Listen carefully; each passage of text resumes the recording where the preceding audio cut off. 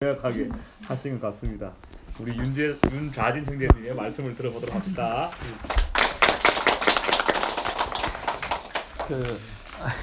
이렇게 왔는데 영은이가 무슨 말씀이에요? 그래서 도대체 글쎄 무슨 얘기를 해야 될지 잘 모르겠다고 읽어보고, 요즘에 제가 그 말씀의 기근의 시대에 살고 있어요.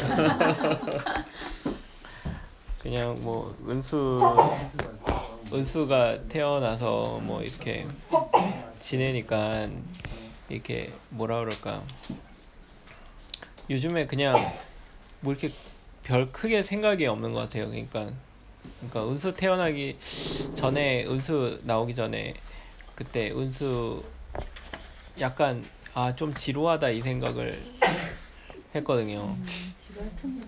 네. 좀 지루한, 그러니까 둘이만 있으니까. 영은이는 뭐 그런 자기 느낌이 없었다고 그러네. 근데 저는 좀 이게 한 루틴, 그러니까 뭐 별다른 화제 없이 그냥 한, 그때가 얼마야 됐을 때나 한 5, 6년 뭐 그쯤 지나니까 좀 지루하네 이런 느낌이 들었는데, 또 이렇게 정말 아무 생각 없이 또 이렇게 은수를, 영은이가 임신하게 돼서 좀, 그러니까 되게 좀 놀랐다고 얘기해야 되나? 하여간 왜냐하면 이제 계속 임신이 안 됐었으니까. 임신.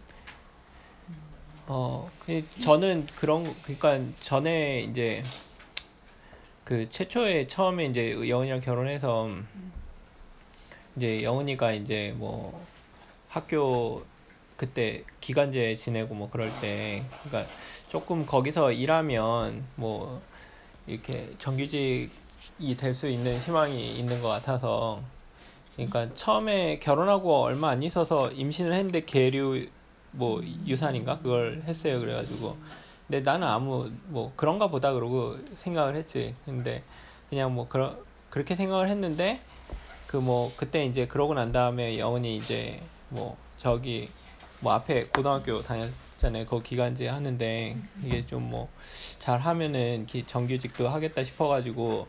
그런데 이제 그 중간에 임신을 하면은 그게 말짱 도루묵이 되잖아 이게. 그러니까 이게 좀 지금은 상황이 아닌 것 같다 그러면서 이제 그때 이제 임신을 좀 미뤘죠. 그런데 그게 뭐 나중에 보니까 뭐 그게 마음대로 다 안 되대요. 그냥 안 되는 쪽으로 가대요. 그냥 그러더니, 그래가지고 결국은 그래서 이제 더 이상 뭐 미루지 않고 이렇게 애를 갖는 걸로 생각을 하는데, 또 그때는 안 생기대요. 그렇게.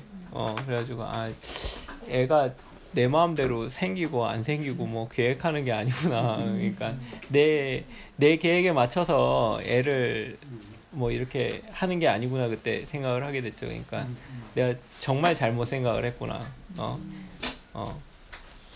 애는 뭐 내 계획이 아니라 내가 애 계획에 맞춰야지, 내가 그러니까 애가 내 계획에 맞춰서 태어나고 그러는 게 아니구나를 그때 좀 알게 됐습니다. 그래가지고 그렇게 이제 임신 안 되면서 저는 많이 뭐 제가 스트레스를 받지는 않죠. 근데 이제 영은이는 저희 부모님이 그렇게 스트레스 주는 성격은 아닌데, 그래도 알게 모르게 스트레스를 받았겠죠. 그래서 시험관이 아니고 이제 인공수정도 좀 몇 차례 하고 그랬는데 그거 안 되더라고요, 그게. 그래가지고 그 은수 생길 찰나에가 이제 시험관을 해야 될까 말아야 될까 생각을 했는데, 시험관 하면은 아프다는 얘기에 여운이가 막 되게 막 고민하고 있었던 찰나에 애가 생겼거든요. 그래가지고 너무 감사하게 자연적으로 생겨가지고 너무 감사하고, 또 애가 너무 또 튼튼하게 태어나서 너무 감사하고, 잠시 지루했다고 생각했던 좀 지루하네 하고 생각했는데, 은수 태어나고 난 다음에 뭐 지루할 틈이 없도록 지루할 틈도 없고 이제 또 교회 생활할 틈도 없을 정도로 예, 교회 생활할 틈도 없을 정도로. 그러니까 이제 막 영훈이도 그렇고 저도 그렇고 뭐 이제 와서 말씀드리는 게 힘드니까 집에서 말씀 듣거든요. 왜냐면 오히려 집에서 켜놓으면 조금 들을 수 있는데 애를 데리고 오면은 아예 듣지를 못하니까 이제 그 집에서 말씀 듣고 또 순모임 또 하러 오고 그러는데 또 은수 자는 시간이랑 묘하게 겹쳐가지고 그 시간에 또 은수가 힘들어하니까 또 일요일날 순모임 하는 거는 잘 못 오고 막 토요일 그래서 장모님이 이제 토요일날 그러면 자기가 맡아줄 테니까 가라고 그래가지고 영훈이 데리고 이제 토요일날 이렇게 왔었는데 순모임을 하려고 왔었는데 또 은수가 이게 나이가 들으니까 자기 주장이 강해지더라고. 이제 안 헤어지겠다고 막 난리를 치니까 할머니랑 안 있고 가겠다고 막 그러니까 이제 또 이제 토요일 날 데리고 오고 뭐 그런 식으로. 너무 또 이게 너무 막 그러는데 또 그걸 떼어놓는 것도 아닌 것 같아가지고 뭐 하여간 그래서 교회 생활을 할 시간도 뭐 없고 막 그러다 보니까 이제 말씀도 제대로 안 듣고 그러다 보니까 이 말씀의 감흥이 어디로 갔는지 뭐 그것도 잘 모르겠고 오늘 그래서 이렇게 막 뭐가 굉장히 멀리 있는 듯한 느낌을 많이 느꼈습니다. 그래서 그 말씀을 이렇게 읽으면서 그냥 모르겠어요. 이제 너무 대구교회에서 오래 생활을 해서 그런지 이렇게 그 딴 교회 말씀에 대해서 되게 이제 감이 없는 것 같아요. 아예 이게 뭐 어쩌다고 왜 그걸 걸리고 그러지? 막 이런 식으로 뭐야 왜 민감해하지? 그러면서 막 그런 식으로 생각이 될 정도로 그래 하여간 그래요. 그래서 너무 당연한 말씀인 것 같이 너무 많이 들어서 그런가요? 이제 왜 이렇게 너무 당연한 말씀 같이 느껴지지 나는?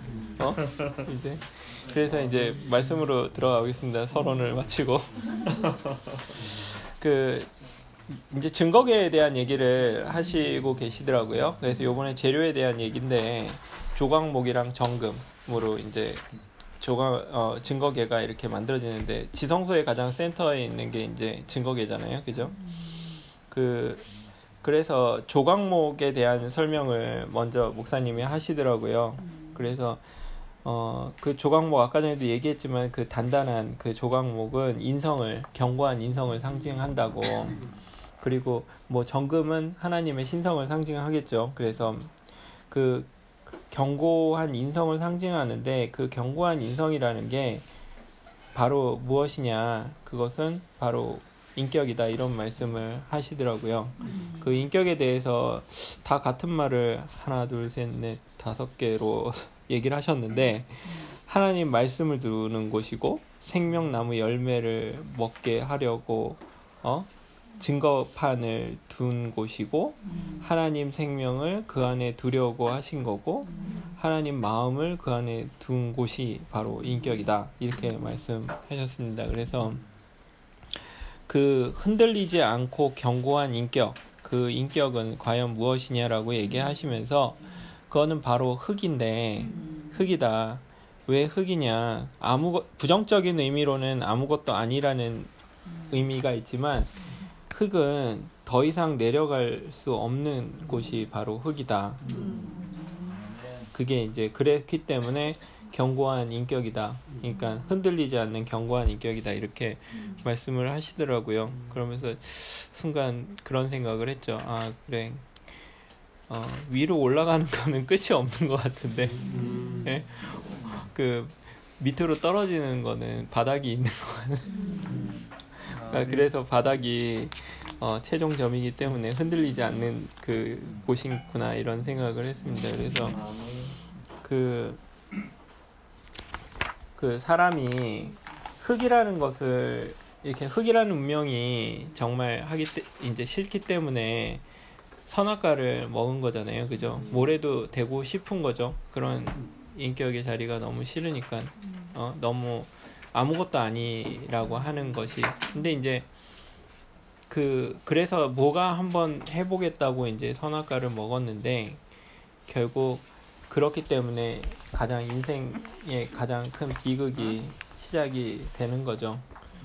그냥 늘 우리의 그러니까 그 바로 그 자리가 십자가 얘기를 하시면서 이 십자가 얘기를 하시더라고요. 그래서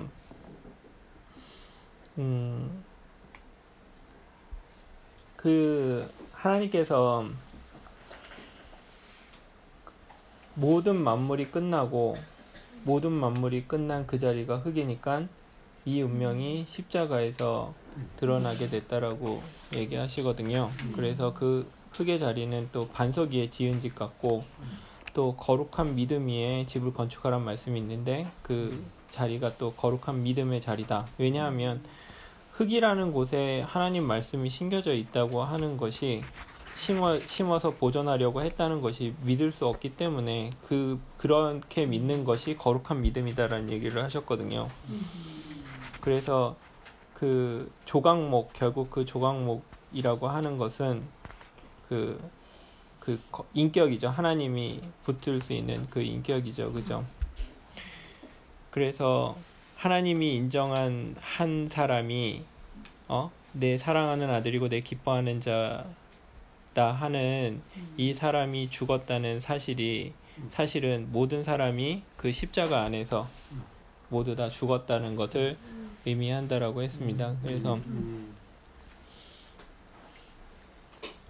그냥 그런 것 같아요. 저도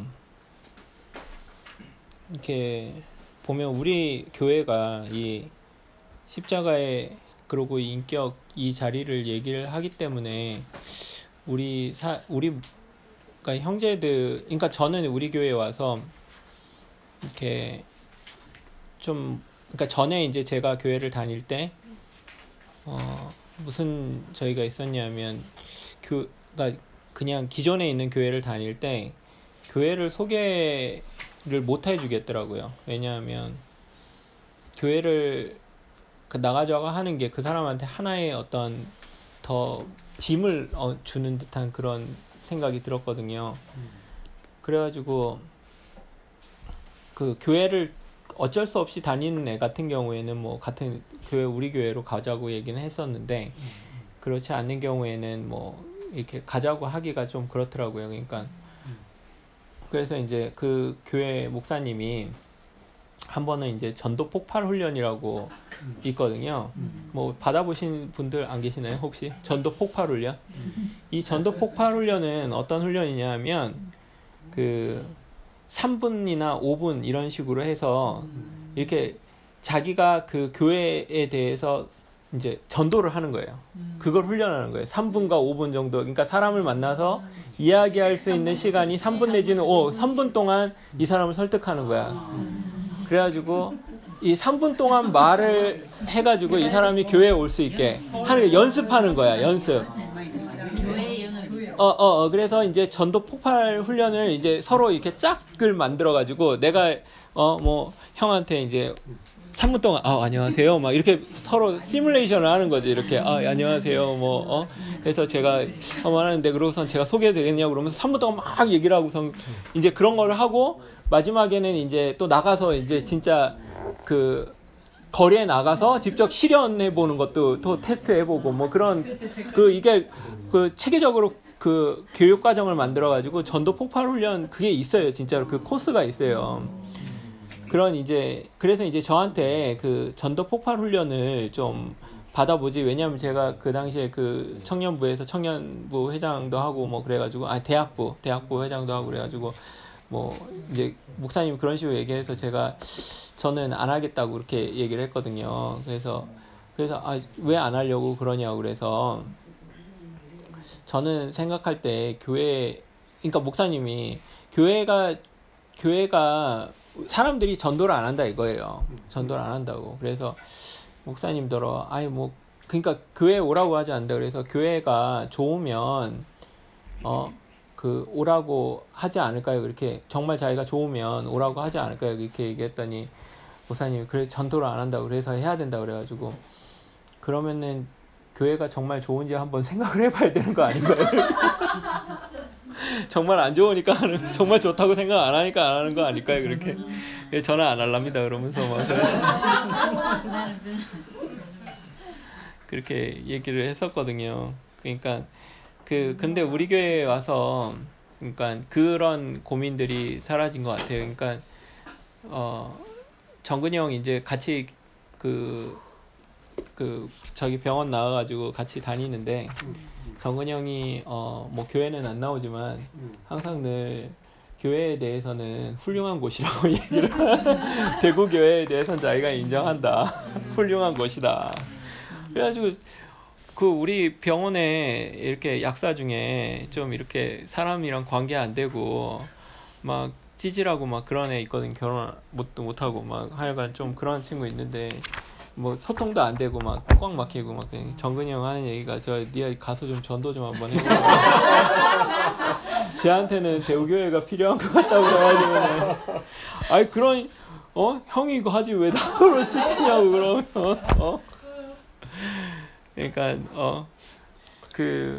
교회 가서 좀 갈려야 된다 그러면서 그러면서 사람같이 살려면 예, 그런 얘기를 하고 그래요. 그러니까 정근이 형도 교회에 대해서는 뭐 항상 늘 좋게 생각을 하는데 본인이 제가 볼 때는 본인이 뭐 별로 막 이렇게 갈급한 영혼이 아니라서 요즘 편안해서 그런 것 같아요. 편안해서 교회 안 오는 것 같아요. 갈급하면은 막 교회 형님들 막 찾아다니고 그러더라고요.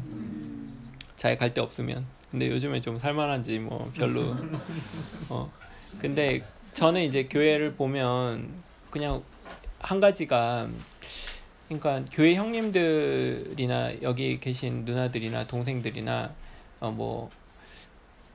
다 한 자리에서 그냥 하나같이 보여요. 그러니까 그게 그러니까 뭐라 그럴까 뭐 그 한 개라고 한 가지라고 하는 게 그 십자가니 뭐 이런 거는 잘 모르겠고 일단은 제가 느끼기에는 그냥 이제 사실 교회 좀 다녀보신 분은 알지만 이게 나름의 교회에도 나름의 계층이 있거든요. 예, 서로 이렇게 서로 그룹을 짓고 싶어 하지 이렇게 서로 자기랑 수준 안 맞는 사람들이랑 같이 지내는 거 싫어하거든요. 예, 한 번은 뭐 이렇게 노숙자 같은 사람이 왔는데 막 내보내려고 그러더라고. 그럼 뭐 그런 하여간 어느 사회나 다 마찬가지인데 이상하게 우리 교회에서는 다 그냥 하나로 그냥 느껴져요. 그냥 그런 뭐 부자인 사람이나 가난한 사람이나 뭐 행복하게 사는 사람이나 뭐 가정 불화가 있어서 뭐 헤어진 사람이나 다 그냥 한 자리로 느껴져요. 그게 뭐 다르게 느껴지지가 않아요. 다 교회 형님들과 누나들로 느껴지고 뭐 제가 그 안에서 더 뭐 한다고 제가 대접을 해야 될 것도 아니고 그냥 정말 그냥 한 자리에서 보여지는 거는 분명 맞는 것 같아요. 쟤한테 보여지는 게. 그러고 그러니까 그 자리가 제가 생각하기에는 어디서 그런 것이 나올까 저는 이제 그런 생각이 들더라고요. 그러니까 이게 나중에 제가 이제 이제 알게 된 게 왜 그렇게 내가 느껴지지? 내가 생각을 하지 그랬을 때 목사님이 그렇게 보는구나라는 생각을 하게 됐어요. 왜냐하면 결국 그 말씀이라고 하는 건 그 사람이잖아요. 결국은. 그러니까 그 사람이니까 그 사람의 마음이 나도 모르게 이렇게 같이 동화가 되니까 내가 바라보는 시점이 목사님이 저는 내가 이런 식으로 생각 안 했는데 내가 이렇게 생각이 되는 거는 목사님이 그렇게 생각을 하시기 때문에 내가 그것을 말씀을 통해서 내가 그렇게 보여지는 거구나라는 생각이 들더라고요. 그래가지고 교회에 와서 예전에는 정말 제가 기존의 교회에 있었을 때는 고민도 많고 왜냐하면 그런 불합리한 것들 그리고 여러 가지 문제들이 많잖아요. 뭐 저기 교회 홈페이지에 보니까 신유교 교수님 명성교회 얘기도 써놨는데 굉장히 핫한 이슈로 그러니까 그런 거 제가 그 사회 집단에 있었으면 얼마나 제가 그걸 놓고 가슴 아파하며 기도하며 뭐 그러겠어요, 그죠? 근데 대구교회 오니까 너무 당연한 거야. 그 하나님의 교회도 아니고 뭐 아무것도 아닌데 자기 아들한테 물려주고 싶지. 자기가 정성스럽게 키운 기업을 아무한테나 물려주고 싶겠어요. 자기 거니까. 그러니까 너무 당연하게 느껴지는 거예요. 그러니까 대구교회 만약에 내가 교회를 안 봤었으면은 내가 그렇게도 볼 수 없고 너무 가슴 아파하면서 괴로워하겠죠. 그런데 내가 우리 교회를 찾은 이유로는 그런 마음이 전혀 안 들더라고요. 너무 당연하게 느껴지고 뭐 그게 하나도 이상하게 느껴지지 않더라고요. 그러니까 그게 우리 교회가 십자가 그리고 흑의 운명을 이야기하기 때문에 목사님이 모두를 다 흑으로 불러셨기 때문에 제가 그러니까 모든 형제 자매 그러니까 우리 교회에 있는 모든 형님들과 누님들과 모두가 한 자리에서 내가 보여지는 거는 그래서 그렇게 보여지는 것 같다는 생각이 들더라고요. 그러니까 그게 뭐 이론적인 게 아니라 너무 당연하다는 생각이 드는 너무 당연한 거예요. 그러니까 그 영원이한테도 무슨 말을 해야 될지 모르겠다고 하는 얘기가 너무 당연하다는 생각이 요즘에 제가 아까 얘기했잖아요. 너무 교회에 오래 다니다 보니까 이게 뭐 너무 당연한 얘기인 거야. 아니 뭐 돌을 돌이라고 하고 흙을 흙이라고 하고 물을 물이라고 하는데 거기에 무슨 설명을 더 한다는 거예요. 그러니까 아니 그러니까 너무 당연한데 그래가지고 너무 맞는 말씀인 거예요. 교회에서 와서 보니까 너무 맞는 말씀이고 그래서 그 십자가 흑의 자리가 목사님이 너무 부끄럽고 막 그런 자리라고 하는데 내가 아무리 생각해봐도 그 부끄러운 자리 이제는 잘 안 느껴져요. 이게 왜냐하면은 우리가 진정으로 한 자리에서 만날 수 있는 게 부끄러운 자리가 아니잖아요. 그죠? 그러니까 제가 이제 교회를 오게 될 때 이제 몇 가지 이제 사건들이 있었는데 그 중에 이제 저는 늘 교회에 행복하고 싶다는 생각을 했었던 것 같아요. 제 인생에 있어서의 가장 큰 목표는 행복한 가정을 이루자. 그게 저의 목표였던 것 같아요. 왜냐하면 저희 어머니 아버지가 별로 행복해 보이지가 않았거든요. 제 눈에는 행복해 보이지 않아가지고 저는 그랬어요. 왜 엄마는 저런 아빠랑 이혼을 안 할까? 난 이혼을 한다 그러면 그래요? 스틱하네. 그 이혼을 안 할까 그랬거든요. 그런데 근데 그래서 막 대학교 시절에 우리 집에서는 도저히 가망이 없다. 다른 좋은 거를 내가 봐야 된다. 그 생각이 들어가지고 그 과외하는 여자애네 집에 딸 5명 있는 집에 제가 거의 매일 가서 살았잖아요. 그 과외 가리키다가 과외 끝나고 집에 안 가고 밤 11시까지 그 집에서 있다가 막차 타고 집에 오고 근데 또 그 어머니는 또 그렇게 또 받아주셨어요. 또 그 집 잘 했으면 그 집 사이도 됐을지 않았을까 생각을 하는데 하여간 그 집이 너무 화목해 보여가지고 내가 화목한데 어떻게 그런 생각을 했을까요? 좋은 걸 봐야 내가 또 좋은 걸 한다 이런 생각은 좀 있었나 봐요. 그래가지고 근데 이제 교회에 이제 그 행복하다고 하는 게 무엇일까를 생각을 많이 했었을 때 그때 이제 하와이에 그때 며칠 전에 그 이사라고 해서 오셨잖아요. 그 사람 거기 그 훈련을 받을 때 제가 방글라데시 사람들이랑 막 물어봤거든요. 너네 나라는 어떻게 이렇게 행복하냐고 그랬더니 그 얘기 하더라고. 우리는 이쪽을 봐도 사람 저쪽을 봐도 사람 다 사람이라고 그러면서 그 사람으로 인해서 행복하다는 얘기를 하는 거예요. 그러니까 이게 인도 같은 데는 사회 보장이 이렇게 제도적인 게 잘 안 돼 있고 가족 중심으로 돼 있어서 가족 한 명이 이렇게 실패를 하면은 주변에 있는 가족들이 다 도와준대요. 재기할 수 있도록. 싹 다 도와준다 그런 거예요. 그러니까 그 차를 누가 사는데 뭐 예를 들어서 우리 막내 아들이 차를 사려고 하는데요. 그러고선 할아버지 가서 얘기하면 그래 우리가 다 차 사주자 그러면은 그 밑에 쫙 돈을 걷어가지고 차를 사준대요. 뭐 그러니까 이게 사회보장제도가 이게 그 사람으로 이렇게 구성이 돼 있더라고요. 그러니까 그때 이게 우리가 내가 꿈꾸는 것도 사람이구나라는 생각을 했어요. 근데 사람에 대한 그것은 우리 사회도 그런 사회는 아니잖아요. 그죠? 그러니까 교회밖에 없다는 생각이 들어가지고 이제 그 찰나에 이제 교회 왔는데 결국은 우리가 내 인생을 돌이켜 봐도 가장 행복했을 때가 한 마음으로 합해진 사람을 만날 때가 제일 행복했던 것 같아요. 제 기억으로도.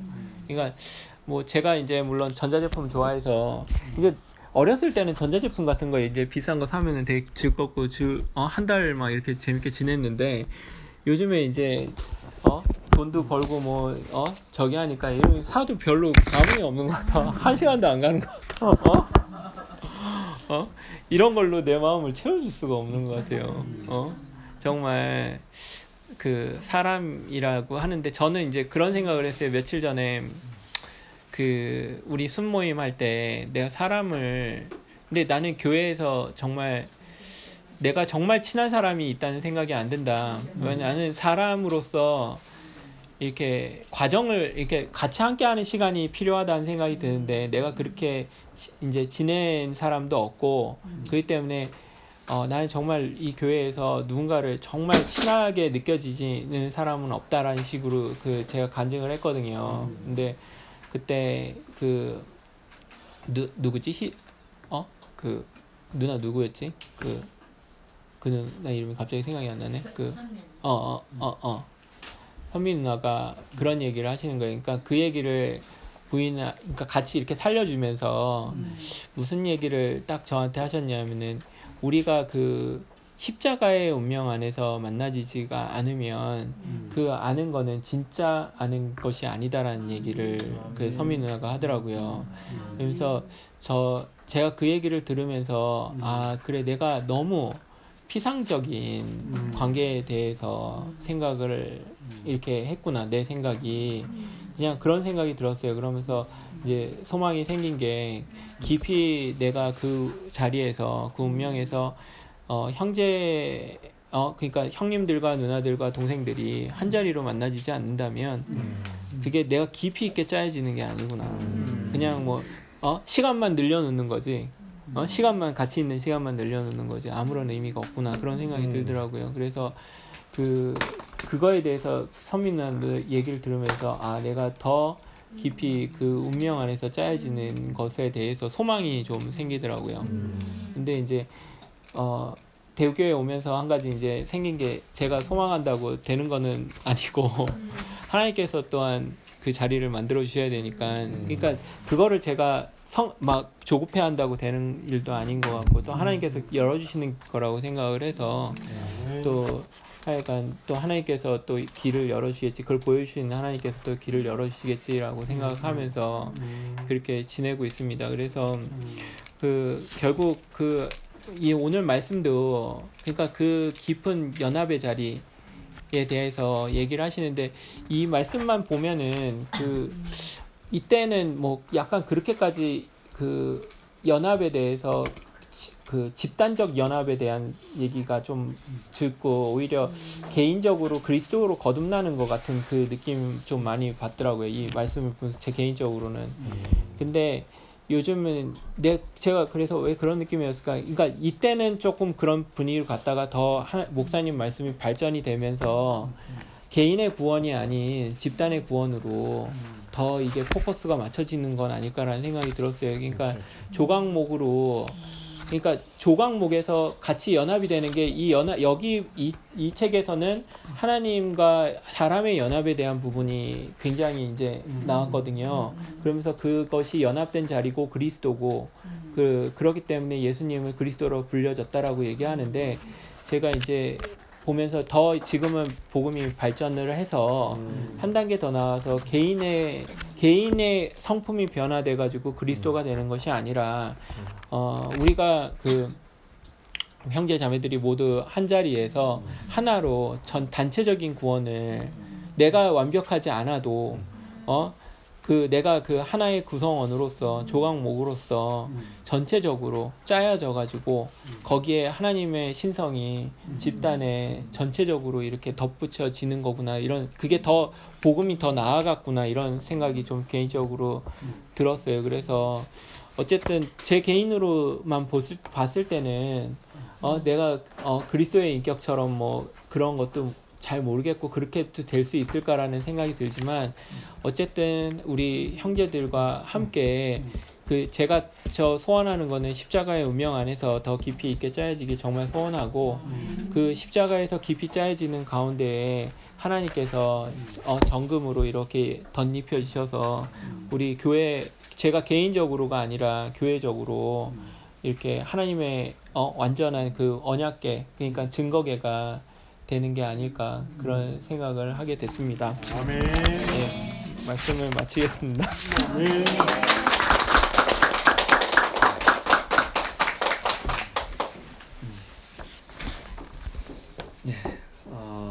오늘 못다 하신 말씀은 내일 하시면 됩니다. 원래 그 붉은 모임은 너무 좀 늦게 하기 때문에 시간이 한 30분 정도밖에 안 되지만 토요 모임은 1시간 정도 있으니까 내일 말씀해 주시면 되겠습니다. 예, 우리에게 오늘 연합의 비밀에 대해서 말씀해 주시고 더 깊은 연합 안으로 가길 소망하는 우리 윤재는 팀장님한테 박수 한번 부탁드립니다. 광고 해주세요. 예, 가을 집회가 이제 코앞으로 다가왔습니다. 9월 30일 날 순별로 방 대청소도 하고 그렇게 지금 교회에서 준비하고 있고요. 그리고 이번 주는 그 순모임이 없다고 얘기를 했는데 순별로 순모임을 하실 수 있는 수는 또 했으면 좋겠네요. 청년부만이라도 그렇게 했으면 좋겠습니다. 가시는 분들은 또 이렇게 가셔야 되기